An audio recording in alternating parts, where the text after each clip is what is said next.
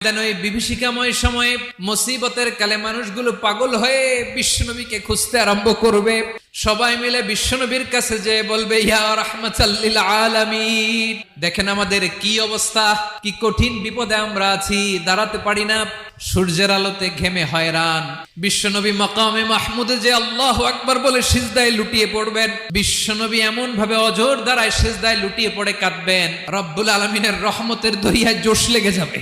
রব্বুল আলামিন এই দৃশ্য থেকে সহ্য করতে পারবেন না। রব্বুল আলামিন বলবেন, ইয়া মুহাম্মদ ইরফা রাসাক, ও নবী আপনি মাথা তোলেন, আপনার কান্না আমি সহ্য করতে পারি না, আজকে আপনি যা চাবেন তাই দেব।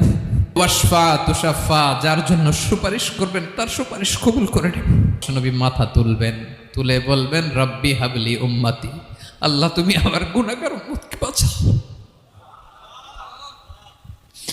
এই দুনিয়ার বুকে রব্বুল আলামিন সব নবীকে